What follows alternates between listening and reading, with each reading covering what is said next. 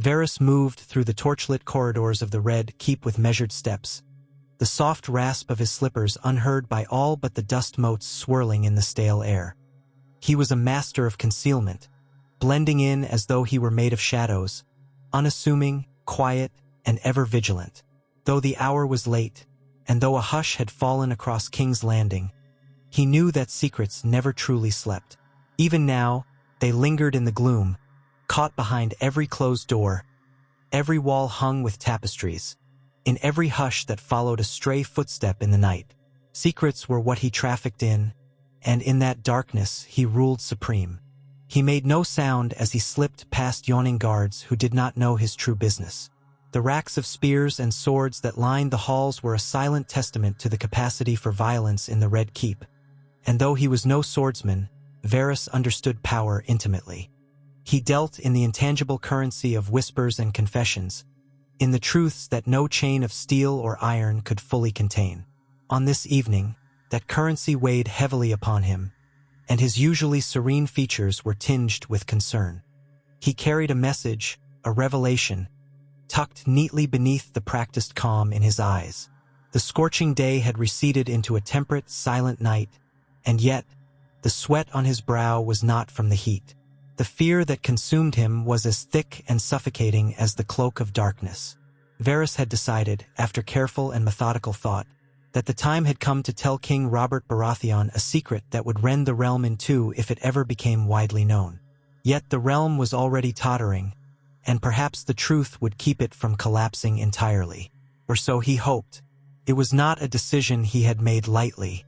For many moons, he had collected rumor after rumor, weaving them into credible tapestries, checking and rechecking every scrap of intelligence. He had used his little birds, those innocents who served at tables or carried trays, who laundered clothes or picked up after the high lords and ladies of King's Landing. Piece by piece, he had formed a disturbing mosaic. The children born to Queen Cersei Lannister did not belong to King Robert. They were the offspring of her twin brother, Jaime Lannister, the Kingslayer. No small matter, this. To reveal it was to set a viper among sheep. The revelation would upend not just the Lannister claim on the Iron Throne but the very stability of the Seven Kingdoms.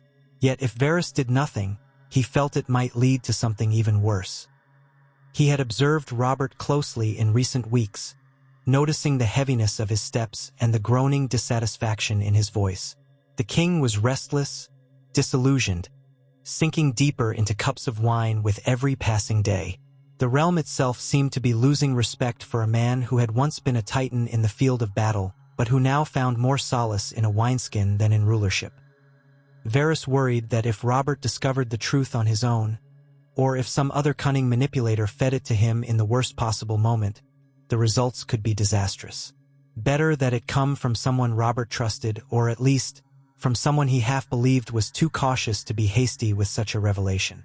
Varys had spent years building that trust, carefully presenting himself to Robert as an unambitious servant of the realm, one who derived no pleasure from meddling with armies or gold, but only from gathering the secrets that might preserve the kingdom. Robert, for all his boisterousness and rashness, had come to appreciate Varys's conscientious approach, grudgingly conceding that the spider knew things even the king did not. Robert trusted few, but he had come to rely on Varys's quiet, measured guidance, valuing him almost as a necessary evil, if not quite a friend, then at least a vital appendage of the throne's intelligence. And so, as Varys made his way toward the royal solar this night, he did not fear immediate dismissal. He feared something worse, that once this secret was revealed, there would be no going back. All illusions would shatter, and the realm would drift into uncertain waters. Nonetheless, for the good of the Seven Kingdoms, he was resolved. He reached the heavy wooden door that led into the solar, where the king often spent his late hours. Nodding to a pair of black-armored guards, Varys pressed a hand to the sturdy wood and listened. From within came the low murmur of Robert's voice, as though he muttered complaints at the world. Varys could almost picture him, leaning back in a great carved chair, a goblet of wine cradled in one meaty hand, the other hand tapping restlessly on the chair's arm. Though it was almost midnight, Robert Baratheon was rarely one to retire early, especially now that the burdens of kingship had worn him down. After a courteous knock, Varys opened the door softly. The solar was lit by a single candelabra and a dying hearth. Shadows climbed the walls where ancient Targaryen tapestries once might have hung before the rebellion. Instead, the room was lined with trophies of Robert's conquests: antlers, swords, old banners. It was a tribute to past glories, a stark contrast to the disquiet in Robert's eyes as he turned toward the sound of the door. Robert was wearing a simple tunic, half unlaced, with a thick belt that looked as if it had been let out more than once. The impressive musculature of his youth had gone somewhat to fat. His black hair was threaded with gray, and his thick beard did little to hide the grim set of his jaw. Before him was a table strewn with empty wine jugs and half-eaten hunks of bread and cheese. At the center sat a large goblet filled with a dark red that might have passed for blood in poor light. "Varys," he said, voice gruff. He didn't rise to greet him, only lifted his brow in mild curiosity. "It's late. What in the seven hells do you want now?" The spider bowed his head, his hands clasped before him in a gesture of deference. "Your Grace, I come bearing an urgent matter, one I believe is best shared in the quiet of night." Robert studied him for a moment, swirling the wine in his goblet. He tipped it to his lips and drained it in one long pull before slamming it back on the table. "Urgent? Isn't it always? Well, out with it." But then he paused, his eyes taking on a suspicious gleam. "Should we be alone for this? I have a guard outside." Varys cleared his throat gently. "Your Grace, it may be wise to speak privately. The matter I bring is delicate." Frowning, Robert heaved himself out of his chair with a grunt. He poked his head out of the door and barked at the guards to wait down the hall. When he returned, he shut the door firmly, then turned to Varys with a scowl. "Delicate, you say? You look paler than usual, Spider. This had better not be a waste of my time." The Master of Whisperers inclined his head. "I do not believe it is, Your Grace. Shall we sit?" With an impatient grunt, Robert motioned him to the chair opposite his. The crackling embers in the hearth cast long shadows across the plush carpet.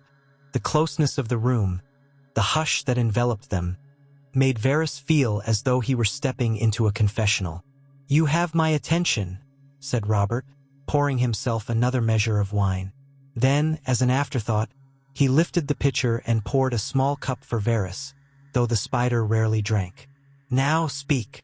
Varys reached for the cup but held it between his palms, not sipping. "Your Grace, the safety of the realm hinges upon the bloodline of its ruler. Who sits the throne and what right they have to do so. These are matters more delicate than any others." Robert's face clouded. "You speak of Daenerys Targaryen again? Is that it? Or of her whelp of a brother across the narrow sea? You've talked of them enough. My spies say the girl is but a child." "Not quite, Your Grace. This is not about Targaryens." "Then speak plainly, Varys. I'm in no mood for riddles." "As you wish." Varys took in a breath, steadying himself. "Your Grace, there is reason to believe that the children you have with Queen Cersei, Prince Joffrey, Princess Myrcella, and Prince Tommen, are not, in fact, your children.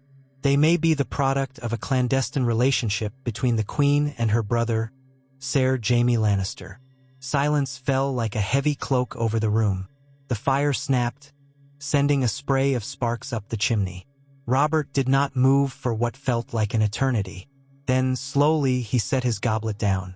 The lines in his forehead deepened as he stared at Varys as though trying to measure whether this was a jest or a treasonous lie. "You dare," Robert finally growled, voice low, "to speak such filth to me? My wife, my children." "Your Grace," Varys said softly but firmly, "I would not come to you without significant evidence. This is not rumor alone, or some passing whisper from the streets. I have gleaned it from multiple sources, all of whom do not know one another, all of whom speak the same tale. There is also, of course, the matter of their appearance. Fair-haired children, each one, when your own hair is black as night. It is known that Baratheon blood is famously strong, as was your brother Renly's hair, and your brother Stannis's, and your late father's. The line goes back centuries, always dark of hair. Yet your children, shut your mouth, Robert roared, his face turning a mottled red. He almost lurched forward, but Varys did not flinch. You'd best be certain of what you say. Accuse my wife of lying with her brother, and my children of being abominations? That's a death sentence, Varys. You know that. Varys's voice remained calm, though his heart thundered in his chest. I do know, your grace, and I would not speak these words if I had any doubt. Nor would I do so if I did not believe the realm itself was at risk if you remained in ignorance. Robert's anger twisted his features. He was a powerful man, still capable of lethal violence if provoked. But something in his eyes revealed a flicker of recognition, or perhaps fear, that what Varys said was not a lie. He had likely harbored suspicions before, perhaps small ones, buried beneath years of indulgence and self-deception. How can you be so certain? Robert demanded. Sources, little birds. Why trust them more than the word of my queen? Varys inclined his head. They are your children in name, your grace, but there is more than that. I have heard confessions from those who have served the queen's bedchamber, who have seen Ser Jaime enter and leave at hours unseemly for a brother's visit. I have pieced together timings of the queen's pregnancies, noticing how each followed Ser Jaime's return to the city. I have discovered a certain midwife, now vanished, who claimed the queen demanded confidentiality under threat of death. The pieces form a single picture, your grace, one that is difficult to deny. Robert shoved himself out of his seat, pacing, his heavy bootsteps pounding into the carpet. He looked like a bull trapped in a pen, not knowing where to charge. His fists clenched and unclenched as he strode past the table, eyes flicking to Varys, then to the fire, then back to Varys again. You realize what you imply? Robert said, voice thick with suppressed rage.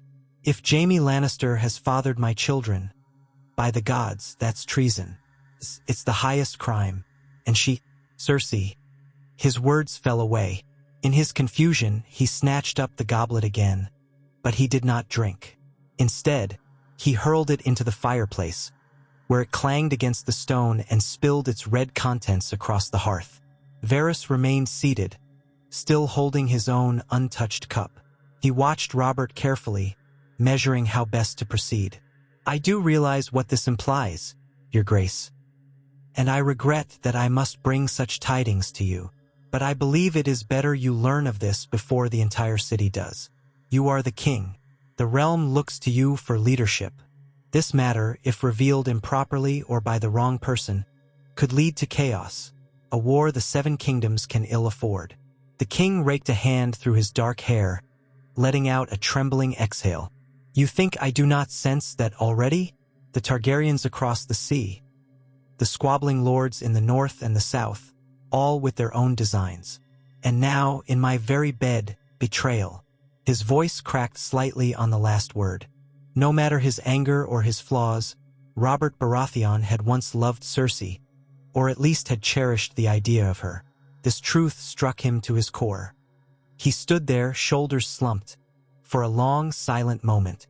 It took an effort for Robert to speak again, and when he did, it was with a trembling tension that belied the rage in his chest.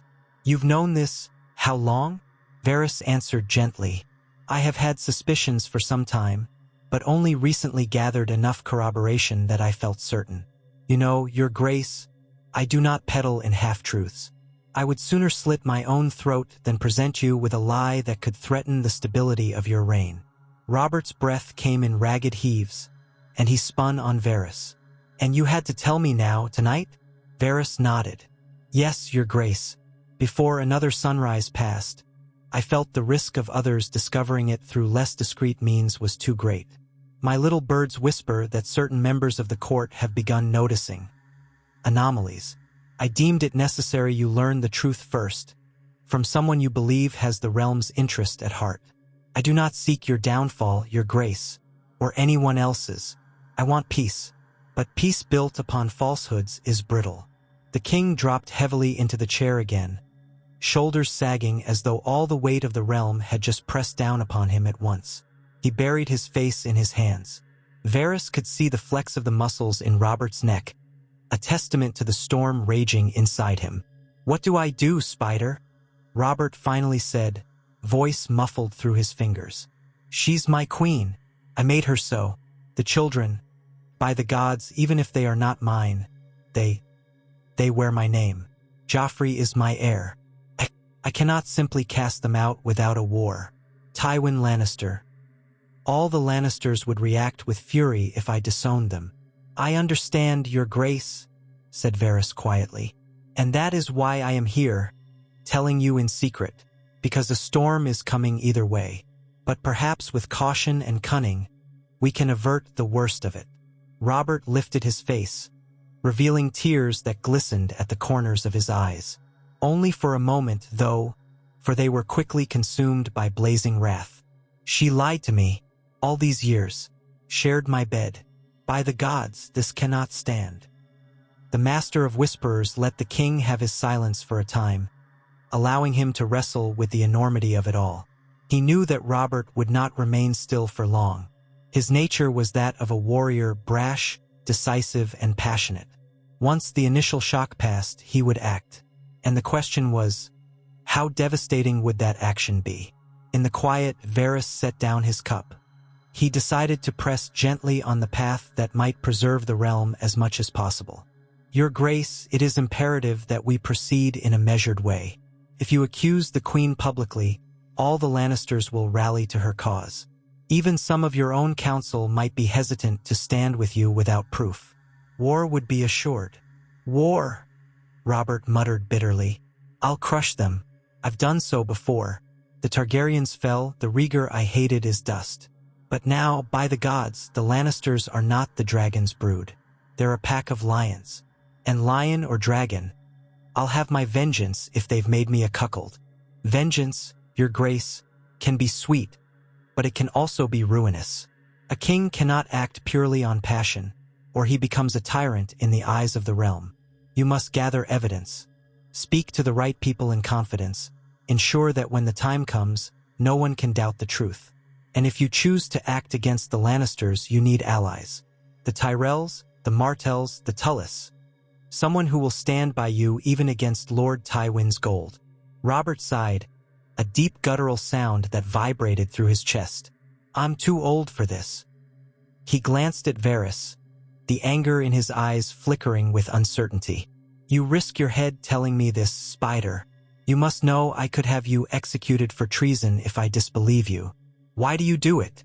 Varys clasped his hands. "Because I serve the realm, Your Grace. If the line of succession is tainted, if a false heir sits upon the throne, it is not only your honor that's at stake. Every lord and commoner stands to lose when the realm is torn apart by legitimacy disputes. I believe in stability, and I trust you, Your Grace, more than I trust the unscrupulous ambitions of others at court. I know you do not desire a game of illusions. You prefer blunt truths, even if they wound." Robert's gaze softened, if only a fraction. "Aye, that's true. I'm no clever fox, no schemer like Littlefinger. I've enough on my plate without such trickery. By the gods, Varys, if you've lied to me, I'll strangle you with my bare hands." "I understand, Your Grace." The room fell silent once more. Outside, somewhere in the labyrinth of corridors, a wind was blowing in off Blackwater Bay, rattling the shutters. Varys could feel the swirl of tension in the chamber, thick enough to choke on. At length, Robert found his voice again. "I need time," he said in a low tone. "Time to think, to decide what must be done." Varys bowed his head. "Yes, Your Grace. I would only ask that you keep this conversation in the strictest confidence for now. Act as you would normally until we can gather discrete proof. When you are ready to confront the Queen or her brother, do so knowing you have the full knowledge and support needed to make your claim undeniable." Robert let out a long breath, nodding. "Yes, I won't tip my hand, not until I'm sure. But you, Varys, you will help me find the proof I need. If I truly must war against the Lannisters, I will want no doubts haunting me later. Of course, Your Grace, I am at your service." The king stood.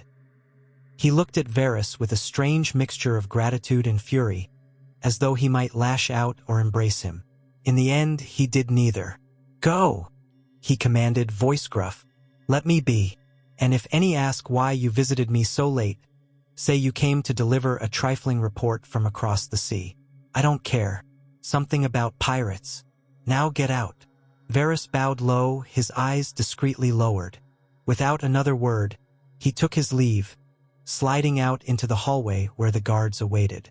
They eyed him suspiciously, but he offered them a quick smile before making his way back into the shadows. As he moved through the silent halls, Varys felt as though a heavy weight had been lifted, and another, heavier one placed in its stead. He had told the truth, but now he had unleashed the storm that truth would bring. For all his cunning, he was not omniscient. The realm was a cauldron that could boil over at any moment. Yet perhaps, with careful stirring and a watchful eye, he could keep it from scalding them all. King Robert did not sleep. The bed he shared with Cersei was still and silent. She had retired hours before Varys's visit, and upon seeing Robert's restless expression, she had quickly shut her eyes and pretended slumber or disinterest. He had not gone to her, not spoken a word, just paced about the bedchamber until her presence felt suffocating. Then he'd left, wandered the Red Keep as he had in the early days of his reign, when nightmares of the war's gore still haunted him. Now he stood at a battlement overlooking the moonlit waters of Blackwater Bay. The night was cool, a mild breeze stirring the salt air. In the distance, stars glittered like tiny shards of crystal. Robert tried to find comfort in the familiar tang of the sea, but the thoughts swirling in his head were as turbulent as any storm. If Varys spoke truth, and Robert had no reason to suspect otherwise, given the eunuch's track record, then the last decade of his life was built upon a travesty. The children he had boasted of, the heirs he had pinned the fate of the Baratheon line upon, were not even his own blood. The queen he had married, forging an alliance with the richest family in Westeros, had deceived him. Her brother, the Kingslayer, had mocked him behind his back for all these years. And how many had known? That was the question that gnawed at him. Had others at court seen the signs and snickered in secret? How long had he worn the horns of a cuckold, oblivious to the whispers? The thought made his blood boil in a way he had not felt since the height of the rebellion. Anger and sorrow raged within him. As the night stretched on, he found himself gripping the cold stone of the battlement in white-knuckled fury, imagining he was crushing Jaime Lannister's skull in his hands. But rage alone would not solve this. It would only lead to chaos. He tried to think rationally, though that was never his strong suit. War might well come from this revelation, but Robert had to consider the possibility that forcing the issue too soon would tear the realm apart. Could he handle an open conflict with the Lannisters right now? The royal treasury was in dire shape, as he had borrowed heavily from Tywin Lannister over the years. That very gold might now be turned against him if war broke out. If only there was a way to correct the injustice without inviting bloodshed. Yet every path he walked in his mind ended in swords drawn and men dying. He wondered if he was too old to lead another war, if the men would even follow him with the same fervor they had when he had claimed the throne from the Mad King. He was no longer the roaring stag of old. He was heavier, slower, saddled with the thankless tasks of administration. The sky began to lighten in the east, heralding dawn. Robert realized he had spent the entire night in turmoil. He summoned the guards and retreated to his private chambers, dismissing them from the doors as soon as he arrived. Once inside, he flopped heavily onto a chair by the cold fireplace, too tired to remove his boots. The revelation had seared his nerves raw. He wished for sweet oblivion, but his mind refused to grant him even that. He could not entirely avoid Cersei forever, nor could he kill Jaime outright without a cause that he could prove before the realm. He would need a plan, and for that he would need more counsel. Varys had done his part, but Robert craved counsel from someone who was more to his taste, someone more direct, less secretive. His thoughts turned to Eddard Stark, his old friend and brother-in-arms, the man he had always trusted above any other. Ned. He was Warden of the North, a proud, honorable man who had helped him secure the throne, a man who hated deception, If anyone could guide him now, it was Ned Stark. But Eddard was far away in Winterfell, reluctant to leave the north except for the gravest reasons.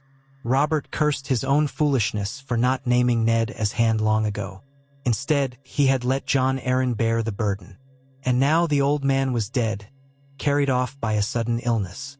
In the aftermath, Robert had named a replacement for the Hand, but not Ned. That had been a mistake, he thought. Ned would have told him the hard truth sooner, or at least helped him see it. But maybe it wasn't too late. Perhaps he could summon Ned Stark to court under some guise, or even name him Hand now. Though it would raise questions and might tip off Cersei and Jaime, Robert felt a desperate need for a friend he could trust. Someone who would not twist his words or use them for political gain. The realm be damned, he needed Ned's honesty. Yet, if he brought Ned to King's Landing, what then? The secret might slip out, or Ned might confront the Queen himself. Ned Stark's sense of honor could be both a blessing and a curse. If faced with this incestuous scandal, Ned might burn with righteous fury, unafraid to place justice above politics. That, in turn, would likely ignite a war. For a moment, Robert realized that the entire possibility of avoiding conflict lay in cunning manipulation. Skills he lacked, but Varys possessed in abundance. If only the realm had given him a different set of talents, Robert thought bitterly. He was a warrior, and it seemed he was about to ride headlong into a war of secrets. When the first rays of sunlight broke across his windowsill, he realized there would be no sleep for him this day. His mind kept returning to Varys's measured approach and the vow that if used wisely, this knowledge could avert a grander catastrophe. Robert had once despised the eunuch's sly ways and riddling half-truths. Yet perhaps that methodical caution was exactly what the realm required now. Robert recognized that he would have to lean on Varys's expertise, whether he liked it or not. The Spider had proven himself an ally of the realm time and again, and though he unnerved Robert at times, the king now saw the value in a man who handled every detail meticulously. Maybe it was best to keep his fury caged a little longer, to let the Master of Whisperers gather absolute proof so that when Robert struck, he could do so decisively. He muttered a vow into the empty morning air. The Lannisters would pay, but only when the time was right. In the days that followed, Varys observed King Robert's demeanor from a distance, his watchful eyes never missing a flicker of expression or an unusual gesture.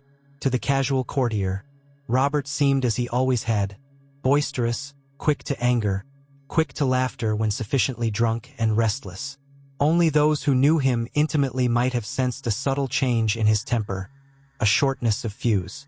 For Varys, the signs were clear. Tension curled around Robert like a serpent, ready to strike.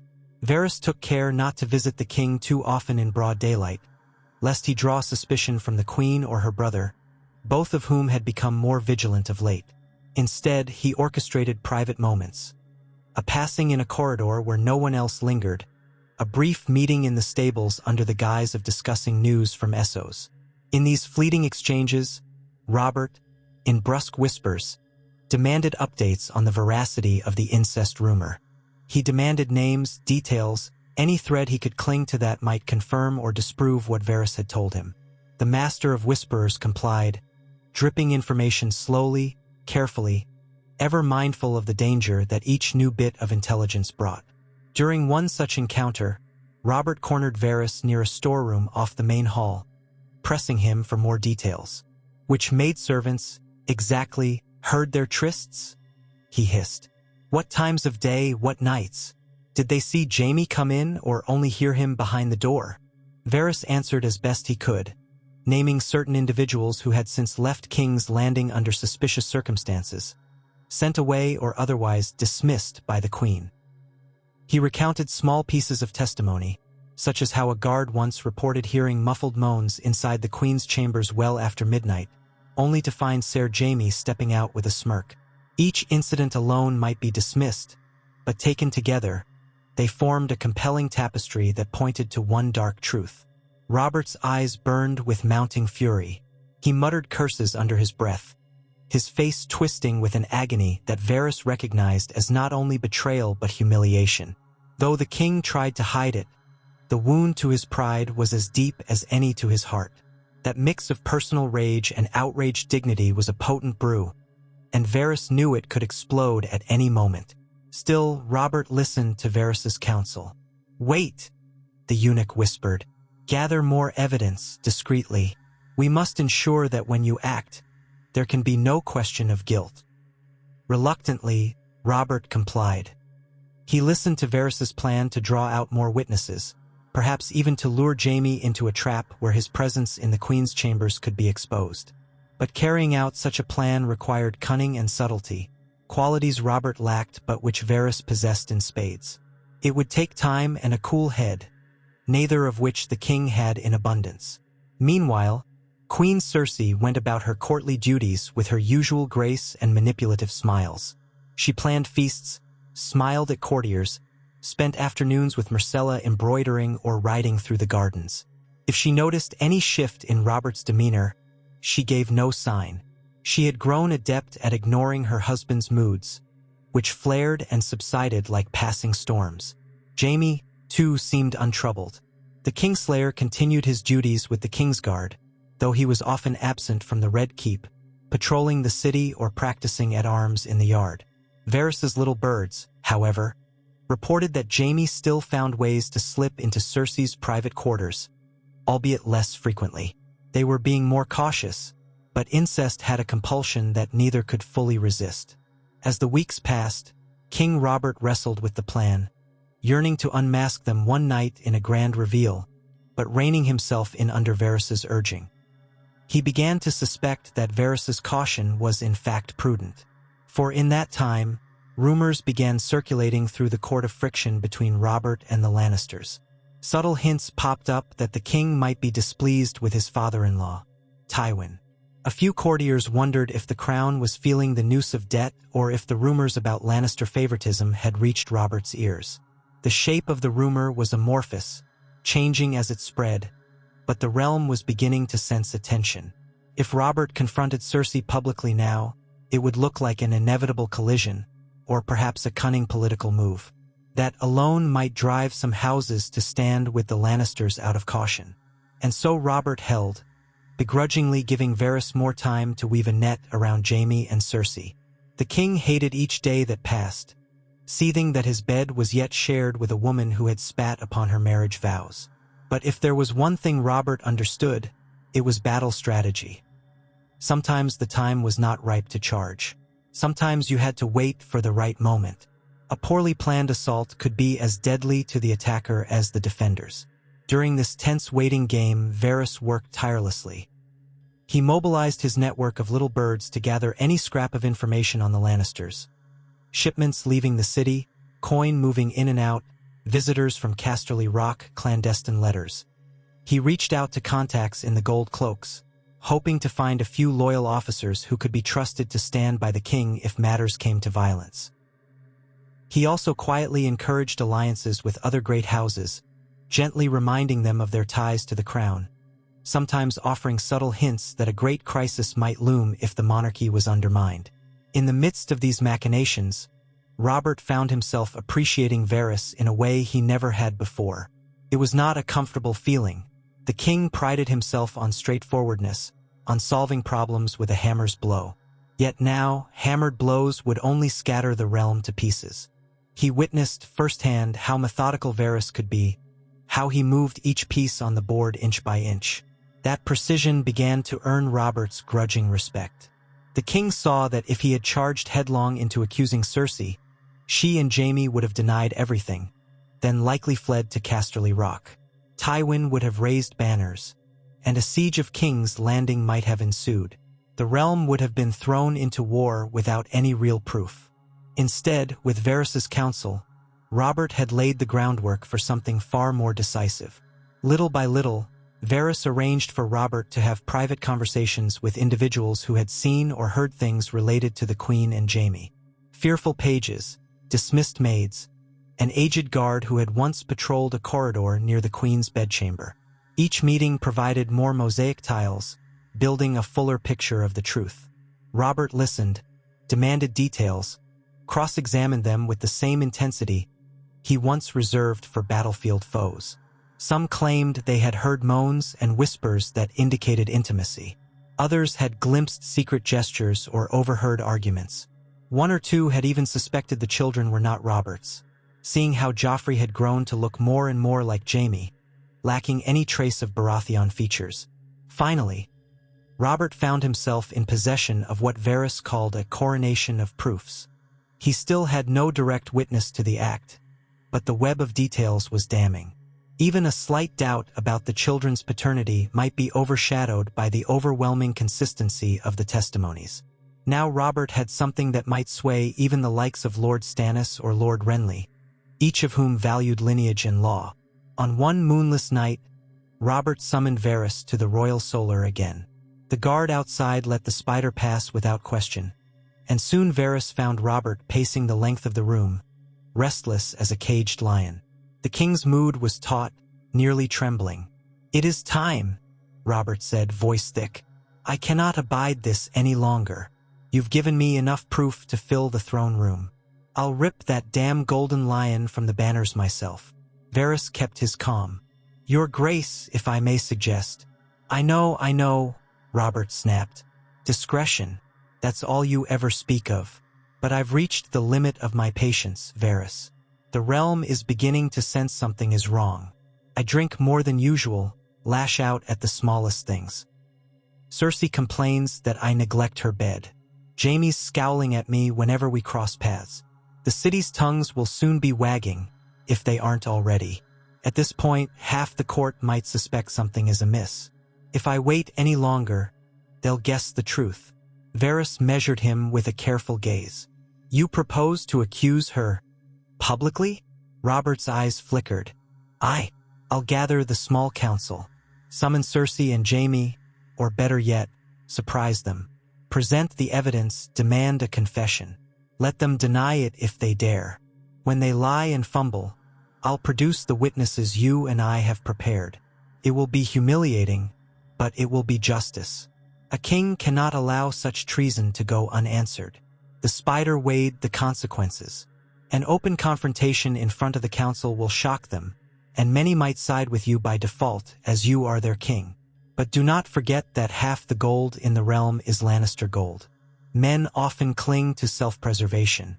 Will your counselors truly stand by you in the moment of conflict? Or will they waver? Robert took a deep breath. "They'll stand by me, or I'll name them traitors. I won't have cowards. This must be done, Varys. I can't skulk in shadows forever. I'm a Baratheon." Varys sighed softly, inclining his head. "As you will, your grace. If you intend to bring this matter to a head, I beg only that you let me position certain loyal men around the keep. I do not trust Ser Jaime or the Lannisters not to try something desperate once confronted. We must be prepared for violence." "I'd expect no less," Robert grunted, looking to the massive warhammer displayed on the wall, an artifact of his younger, fiercer days. "I want Jaime arrested on the spot. I'll deal with him personally if he resists." "Yes, your grace," Varys murmured, though inwardly he worried how quickly this might descend into bloodshed. The realm's future hinged on the next few days.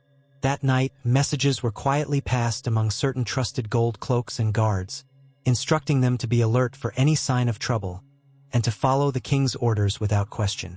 Varys also took the liberty of informing a select few of his little birds to be prepared to carry vital information through the keep, should events spiral. He did this all without fanfare, ensuring that the routine bustle of the castle masked his maneuvers.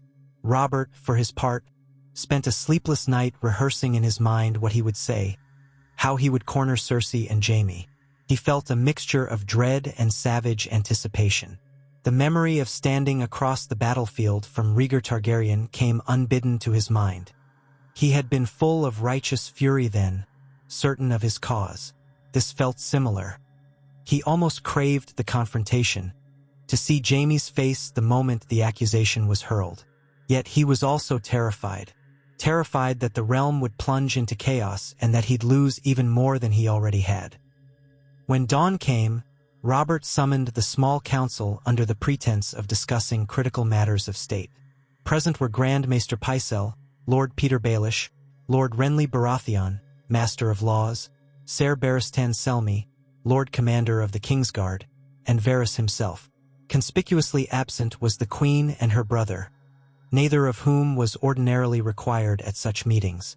Robert positioned himself at the head of the table, radiating a grim authority that made even the sly little finger eye him with caution. They spoke briefly of trifling issues: the crown's debts, the prospects of harvest in the Reach, the continuing unrest in certain regions.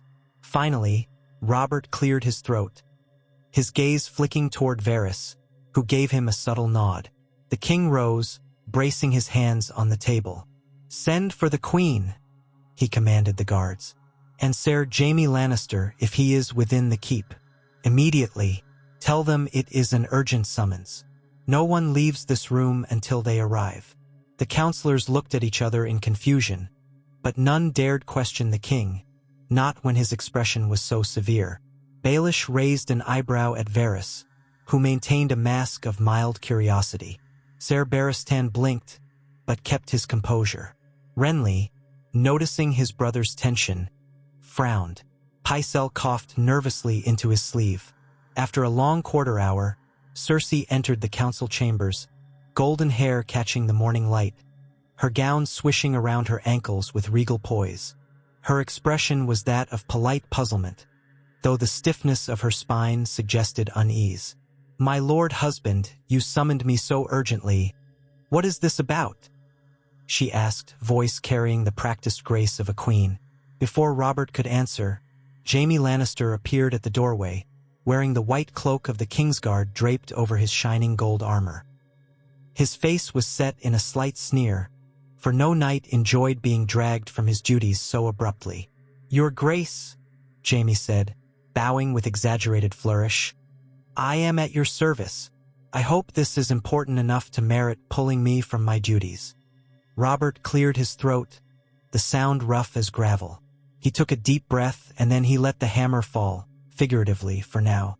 "Queen Cersei," he began, fixing her with a cold stare, "I have called you here to answer a charge of high treason." The silence was absolute.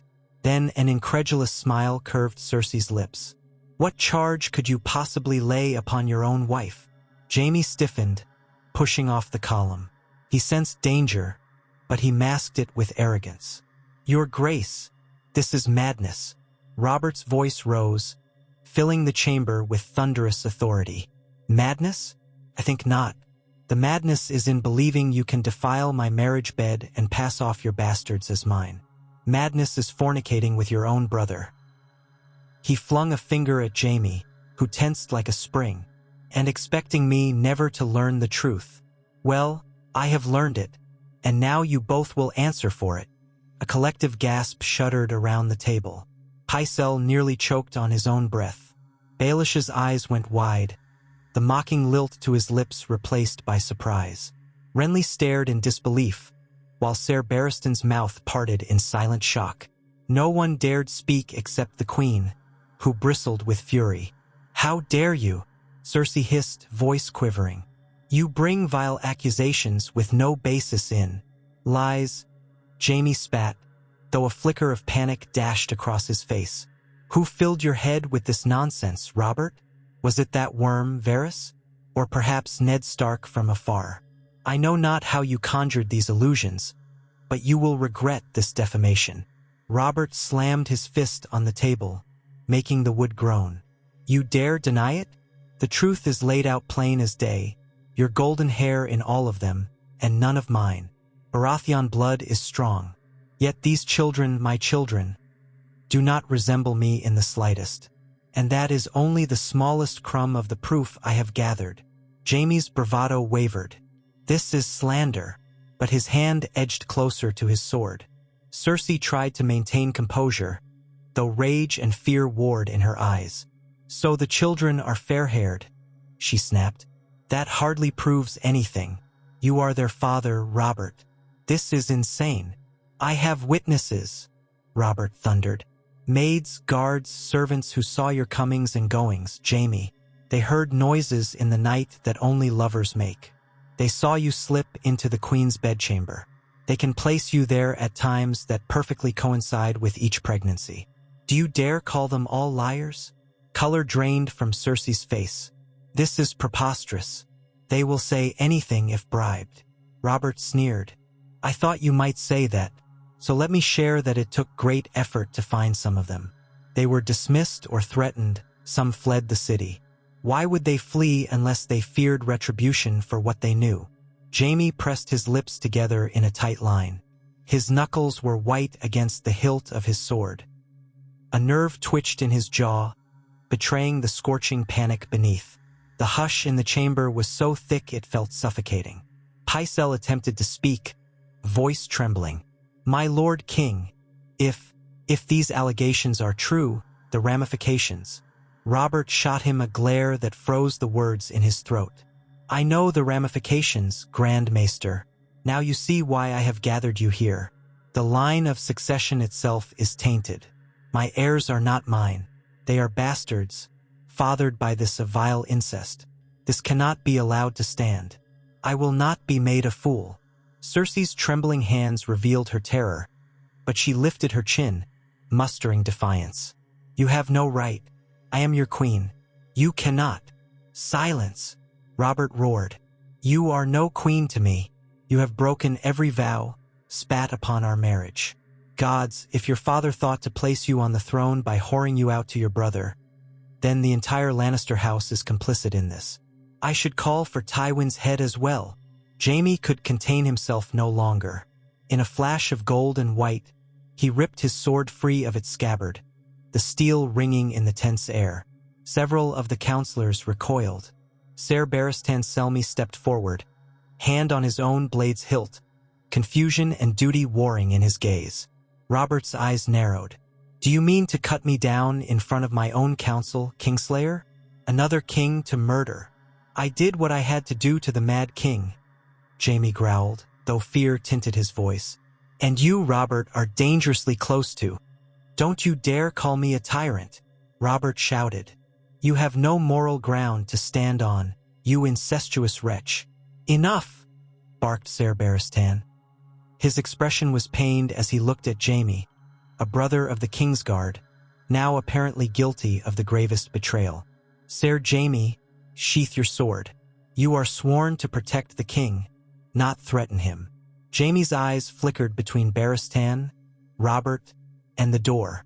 For an instant, he looked as though he might risk everything in a desperate bid to escape. Then, slowly, he lowered his sword, though not returning it fully to its scabbard. Cersei, seeing the futility of denying everything before this council, let her face twist into bitter contempt. You always hated me, Robert, she said, voice raw. You never desired me except for the alliance with my father. From the wedding night onward, you spent more time whoring and drinking than being a true husband. And you wonder why I sought the comfort of someone who truly loved me. Robert's face darkened with fury. He advanced on her, fists clenched. You vile creature, you think you can justify this? Speak another word, and I'll— Brother, no, cried Renly, stepping in to hold him back. She's not worth it. The tension was near breaking. Baelish coughed, a nervous gesture. Your Grace, might I suggest we approach this matter with a measure of reason? We stand on the brink of violence, and I do believe you wanted to handle this with some semblance of control. Shut your mouth, Littlefinger, Robert snapped, though the mention of reason seemed to cool him slightly. Meanwhile, Varys watched, his face impassive, but his heart hammering. Everything now depended on how Robert used the evidence. War was but a misstep away. Robert took a shuddering breath, stepping back from Cersei. Jaime Lannister, he said, voice trembling with suppressed rage. I name you a traitor and a criminal, guilty of fornication and treason against the crown. Barristan, place him under arrest. Disarm him. Barristan winced but obeyed, stepping toward Jaime.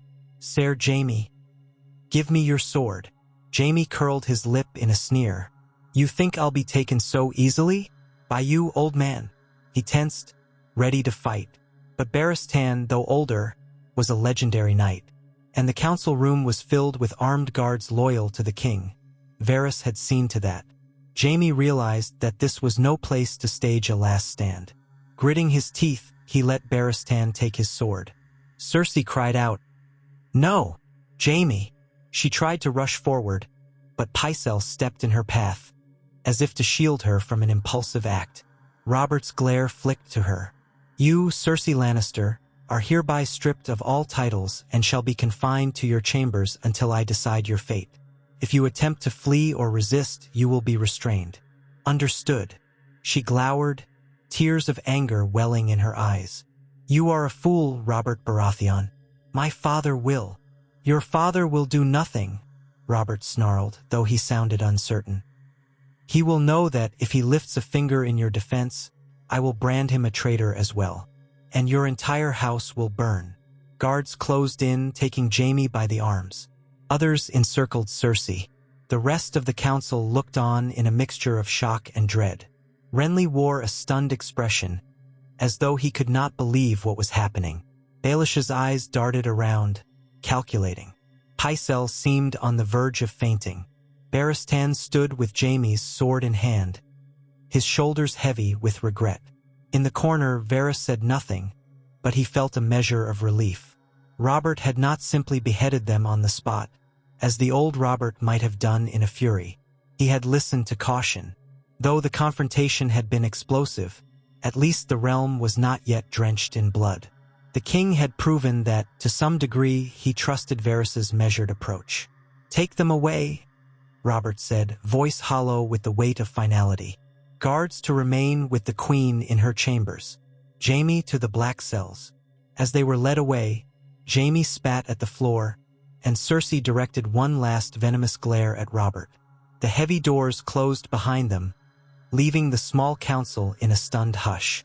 Robert leaned on the table, head bowed, as if exhausted by the magnitude of it all. No one spoke until he finally lifted his gaze, eyes red with anger and sorrow. "Let it be known," he said to the council, "that I will not abide treason, no matter who commits it. This is my will. Any man who questions it will face my wrath." He looked at each of them in turn. Pycelle bowed, face ashen.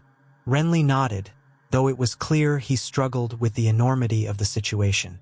Baelish inclined his head, expression carefully neutral. Ser Barristan placed Jaime's sword on the table, a silent acknowledgement of the solemn deed. Then, finally, Robert's gaze found Varys.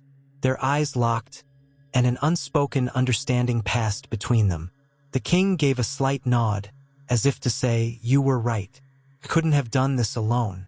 The conscientious approach, the slow gathering of proof, it had led them here, to a confrontation that might still spark war, but at least it had been managed under Robert's terms. The illusions had been stripped away, and the realm was not yet in flames. Varys inclined his head respectfully in return. He said no words, for none were needed.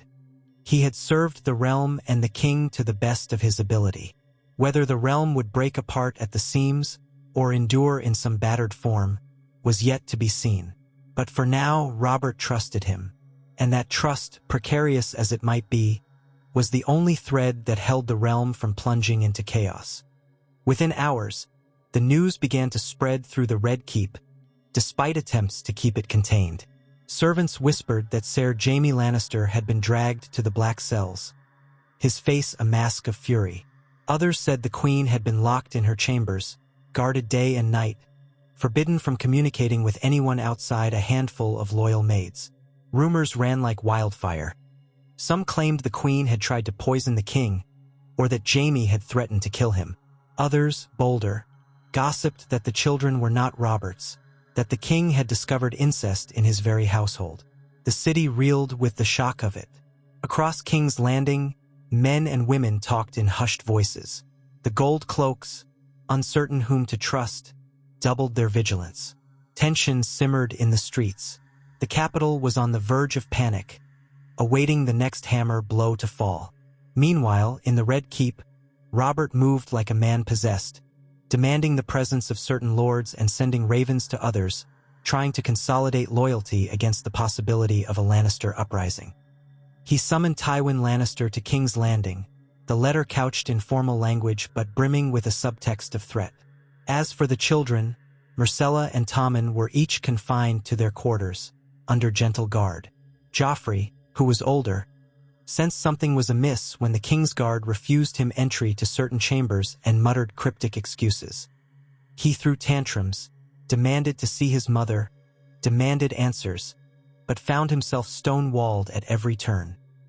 Robert, uncertain how to deal with the boy who might not be his son, avoided him for the moment, focusing on the immediate threat posed by Jaime and Cersei. He recalled Varys's caution.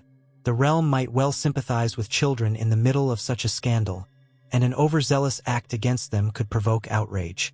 So Robert left them alone for now, though his heart ached to see them, to test them. Did they truly carry no trace of Baratheon blood? Varys watched it all unfold with the calm of a man who had seen many storms pass through the realm. But inwardly he was vigilant, aware that the Lannister response could be swift and brutal. Tywin Lannister was not a man to take such humiliation lightly. He would move heaven and earth to defend his family's honor or avenge its disgrace. Late one evening, as a fine rain pattered against the windows of the Red Keep, Robert summoned Varys again to a private chamber. The king was red-eyed from lack of sleep and too much wine. He sat by a hearth that did little to chase away the chill in the air. "Spider," he said, beckoning Varys forward. "Sit. We must speak." Varys settled onto a stool, folding his hands in his lap. "I am at your service, your grace." Robert stared into the flames, face bleak. The realm knows, or at least suspects, about this abomination. The rumors can't be contained. We are at the brink, I can feel it. The Lannisters will not suffer this quietly. I have ravens from all corners of the land asking about the scandal, asking if it's true, demanding clarity. Varys nodded gravely. They will want to know if the line of succession is secure. The matter of inheritance is critical. Robert let out a mirthless laugh. Inheritance, as if there's anything to inherit. The treasury is all but empty, we owe half the realm. And my supposed heirs are illusions. The master of whisperers lowered his gaze. I understand your anguish, your grace, but the question remains, what will you do with the children? Robert closed his eyes, pinching the bridge of his nose. Gods be good, I can't just kill them. They're children, no matter their blood. But if I acknowledge them as bastards, they will lose any claim to the throne. The realm will demand I name a new heir, Stannis or Renly, perhaps. Or if I were to wed again. His voice faltered, the thought seeming absurd. You must tread lightly, Varys cautioned. Disinheriting the children is a grave step, one that will likely inflame Tywin further. Yet leaving them as heirs invites challenges from every ambitious lord who knows the truth. A royal bastard cannot simply sit the Iron Throne by pretense. Robert sighed heavily. I know, there is no good answer here. War may be inevitable, but if war must come, I want to be sure that I have done all I can to preserve the realm from further disintegration. Varys allowed a moment of silence before speaking again. If war is unavoidable, your grace, at least you have the advantage of surprise. The Lannisters did not expect their secret to be exposed so swiftly and decisively. Tywin is cunning, but he will need time to respond effectively. You can strengthen alliances, secure your borders, and ensure the Gold Cloaks are loyal to you.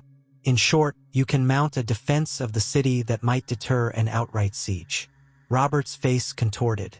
That's what I am reduced to, awaiting a siege in my own capital from the father of my wife.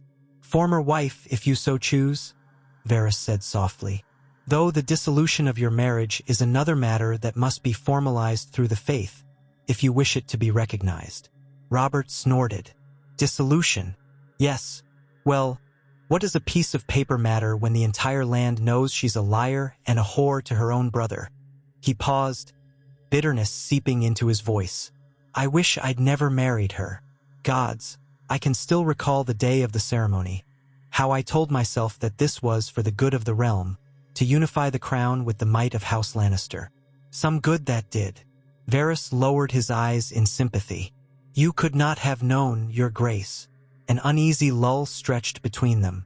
Outside, Thunder rumbled in the distance. Finally, Robert shifted his gaze to Varys. "How did you bear it, Varys? Knowing for so long, suspecting.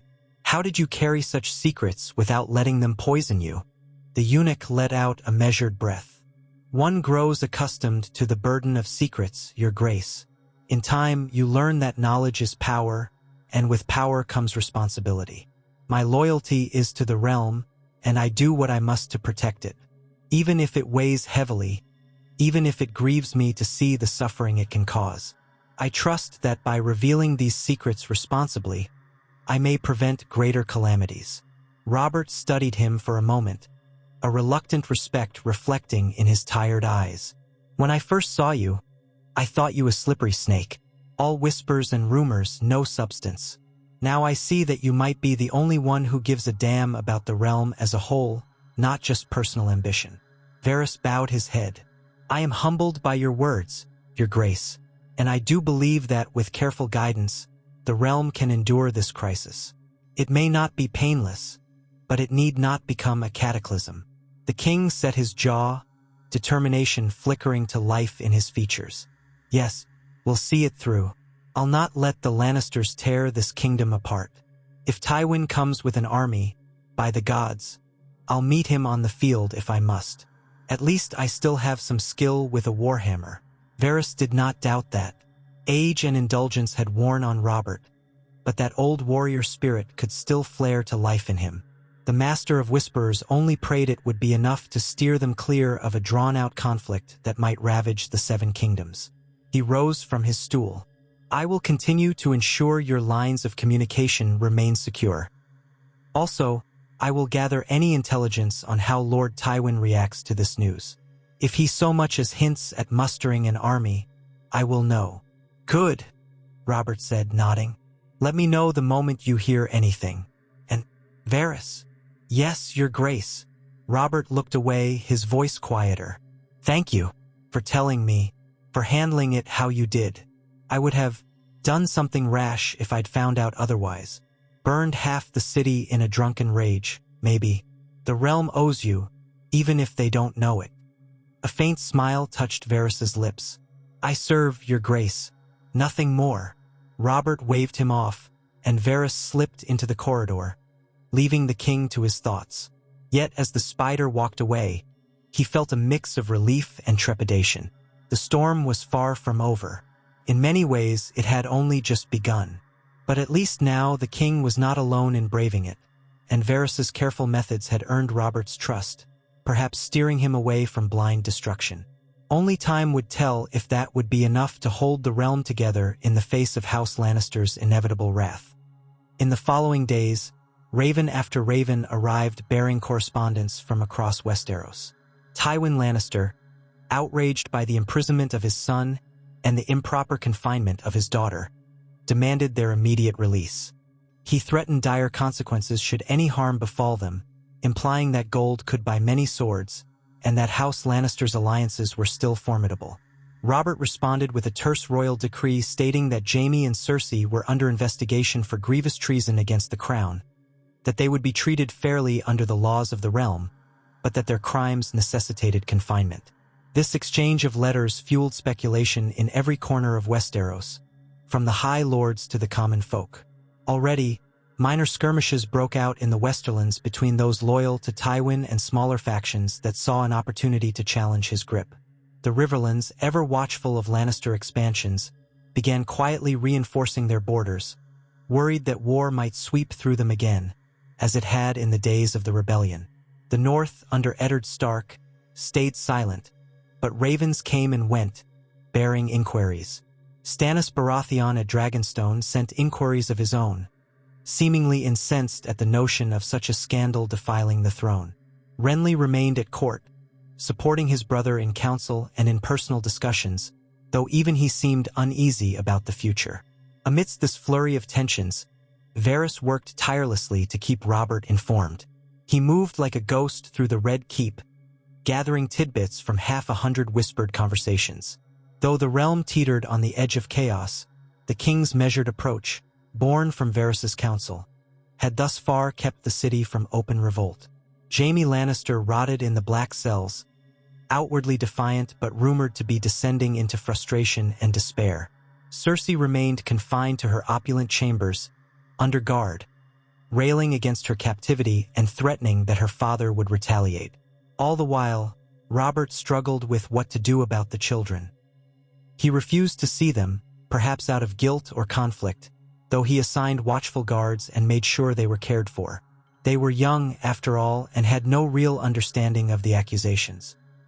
Joffrey was old enough to suspect something, and the boy's temper flared dangerously, but Robert ordered that no harm was to come to him.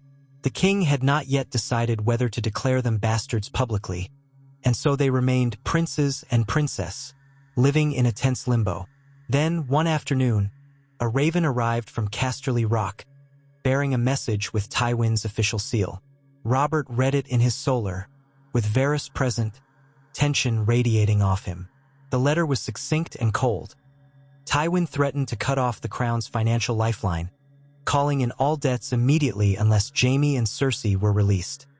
He implied that the crown's ruin would be imminent, that Robert would be left penniless and vulnerable. The king let out a bark of bitter laughter, slamming the letter onto the table. "He thinks he can starve me out," Robert snarled. "I'll burn his gold before I let him blackmail me like this. If he wants to destroy the crown, he'll be destroying himself in the process." Varys dipped his head. Tywin's tactics are not surprising. He is a practical man. He knows that gold can often achieve what swords cannot. Robert cracked his knuckles in frustration. "I have some lords who might lend me coin if I ask. The Tyrells, perhaps. But to become beholden to them is no better. All these damn debts. It's my own fault for letting it grow so monstrous. A foolish king, spending on feasts and tournaments." He glared at Varys, as if daring him to disagree, but the eunuch maintained a mild expression. "Your Grace, it is wise to consider alternative funding. Also, you might explore the Iron Bank of Bravos. They are not partial to any one house, though they are no less ruthless about collecting debts." Robert grimaced at the thought. Bloody bankers. Might as well sign a deal with devils. But do I have a choice? He paced the solar, the floor creaking under his weight. "We must not yield to Tywin's demands. That is certain. To release Jaime and Cersei now would make me look weak. The realm would think me easily manipulated. No, I refuse." Varys nodded slowly. "So we prepare for the next step. Tywin could very well march an army on King's Landing, counting on your vulnerabilities." "Let him march," Robert rumbled. "I'll gather my bannermen. The Lannisters are not as all-powerful as they believe." He paused, eyes flicking to Varys. "But I'll not watch the city burn again, as it nearly did in the days of Aerys. We fight if we must, but I want to avoid mindless slaughter." "Understood, Your Grace," Varys said softly. "And what of the matter of succession? The realm is clamoring for answers. Joffrey is presumed your heir, but if you disavow him, the throne would pass to Stannis, unless you prefer Renly. The lords will want clarity." Robert groaned. "One problem at a time, Spider. I can't even think about naming an heir while I deal with Tywin's threats. But you're right. We must decide soon." The conversation ended with Robert dismissing Varys, who slipped away to set in motion further intelligence gathering about Tywin's moves. But as the day wore on, the tension in the Red Keep only deepened. Word began to leak that Tywin was indeed summoning bannermen from the Westerlands. Armies were gathering. Robert, in turn, sent ravens to the Stormlands, calling on his own vassals to be ready. A sense of impending doom hung over King's Landing. Varys saw the frightened faces of the commoners in the streets, heard hushed talk in the markets. The cost of bread was rising, the shops were closing earlier. Men wondered if they should flee before the city was besieged. To quell panic, Robert appeared in public with Renly and gave a short speech, proclaiming that the crown was strong and would not bow to intimidation. Yet while that might soothe some nerves, many sensed that conflict was inevitable. Within the keep, matters came to a head a few days later when Cersei's frustration boiled over.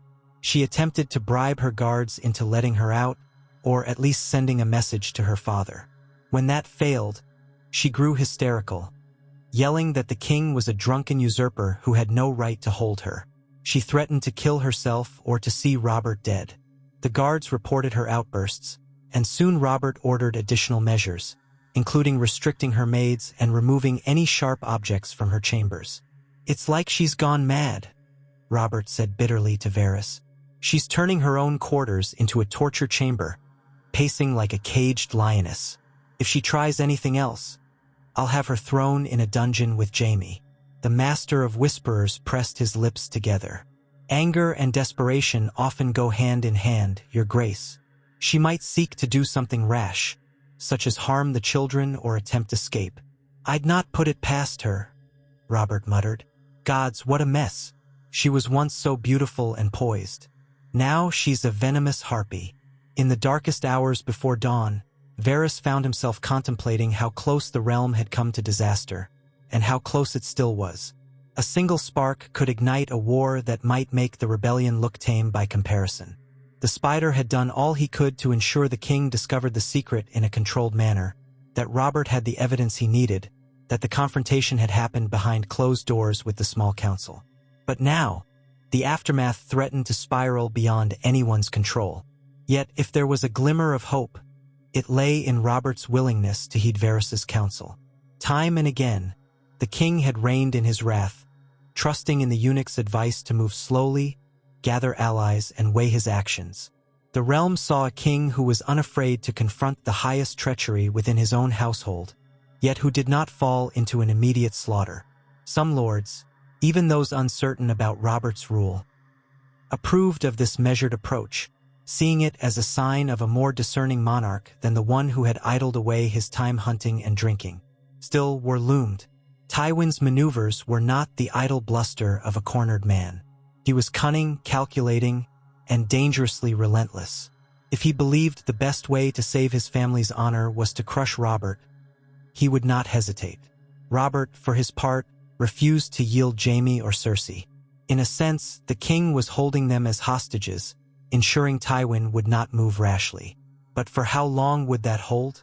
Day by day, an uneasy stalemate settled. Both sides maneuvered, exchanging letters, mustering troops, yet neither quite willing to deliver the first blow. In the Red Keep, life took on a strange rhythm of heightened security. Guards patrolled every hallway, posted at every entrance, suspicious of any approach by strangers. The small council met regularly, conferring with Robert on the best ways to shore up defenses and secure the loyalty of various houses. Varys continued to pass messages quietly, urging calm, seeking out possible diplomatic overtures. A silent dance of political brinkmanship played out. In rare private moments, Robert confided in Varys that he feared he might lose everything, that the realm would see him undone by the father of his own wife. But Varys reassured him that the realm was watching and that many lords would not take kindly to Tywin assaulting the capital, especially after the revelation of the incest. The scandal had tarnished the Lannisters, after all. For all their gold, they now wore a stain on their reputation that could not be easily washed away. Meanwhile, the question of succession continued to loom. Stannis wrote a letter urging Robert to declare Joffrey, Myrcella, and Tommen invalid heirs. "The law must be upheld," Stannis wrote. "If they are bastards, they have no claim to the Iron Throne. You must name me or our brother Renly as heir, to avoid confusion." Robert, uncertain and worn, did not respond immediately. Denying the children would be the final blow, publicly declaring them not his. Could he do it, after raising them for so many years, even if they were not of his blood? He hated them at times, Joffrey especially, but they were innocent of the choices Jaime and Cersei had made. The question weighed heavily on him, and Varys offered no simple solution. And so the realm lingered in a strange suspension, neither wholly at peace nor openly at war. Whispers spread of how the king had discovered treachery within his own household and had acted swiftly yet prudently. Some even said that King Robert showed a hidden depth of wisdom, an ability to navigate the labyrinthine politics of the capital with more finesse than before, thanks in part, though they did not know it, to the Spider's counsel. Weeks turned into months, and still no army appeared on the horizon. Ravens flew back and forth with veiled threats and diplomatic overtures. Tywin demanded a trial by combat for Jaime, or at least a formal trial for both Jaime and Cersei, which Robert would not allow until he was sure the capital was secure. The children lived in a subdued confusion, uncertain why their mother and uncle were gone, but enjoying their comfortable routines. The city's populace, though uneasy, carried on with daily life. In the end, the clash between Robert and Tywin lingered unresolved, like storm clouds that never quite broke. Some said Tywin was biding his time, waiting for the king to show a sign of weakness, or for alliances to shift. Others believed that Tywin realized an open war would strain even his vast resources and risk losing the support of crucial houses. Perhaps he hoped that events would unfold to his advantage if he waited for Robert to make a mistake. Robert, meanwhile, poured more resources into rebuilding the navy, strengthening city defenses, and ensuring no Lannister agent could slip in unseen. Throughout it all, Robert continued to rely on Varys. He might rage against the eunuch on occasion, but he never dismissed him from his counsel. Indeed, their late-night conversations became more frequent, Robert seeking Varys's perspective on the smallest details of intelligence and rumors. The king, gruff and impatient, discovered that Varys's conscientious approach was not a weakness but a shield, a way to guard the realm against sudden ruin. Robert grew to trust that approach, to rely on it, even if it chafed against his warrior's instincts. And so Varys found himself becoming something akin to the king's confidant. Still distant, still ever the spider, but valued for his ability to sift truth from rumor, to present evidence systematically, and to advise caution when Robert's temper flared. The king learned to ask before he acted, to consider the angles, to wait until the right moment. And though Varys did not delude himself into thinking he was Robert's friend, he knew that the king's respect for him had deepened considerably. And in quiet moments, Varys reflected on how things might have gone differently if he had remained silent about Cersei's secret, or if he had blurted it out in a less controlled manner. The realm could have plunged headlong into chaos, with the king lashing out blindly, the Lannisters launching an immediate assault, and thousands dying in bloody civil war. As it was, the Seven Kingdoms still sat upon a tinderbox. But the spark had yet to fall. If there was any hope in that precarious balance, it was that, in the end, truth had been revealed in a way that allowed for some measure of restraint. In the nights that came, with the city quiet and uneasy, Varys would move through the torchlit corridors, thinking of the future. His web of little birds had grown more extensive, carrying news of events in far-flung corners. Movements in the north, rumors of dragons across the sea, talk of bandits in the riverlands. The realm was not stable, but neither was it yet consumed by flames. And that, for the time being, was victory enough. So he would continue to serve, weaving secrets and truths together, striving to keep the realm intact. King Robert trusted him now, at least more than before, and that trust was a powerful tool in Varys's arsenal. He would use it to guide the king away from the worst of his impulses, to protect innocence caught in the crossfire of ambition. The real trial was still to come, but for this moment, he permitted himself a quiet satisfaction that, by revealing Cersei's secret when and how he did, he might have spared the realm a sudden and catastrophic war. How long that peace would last, only the gods could say.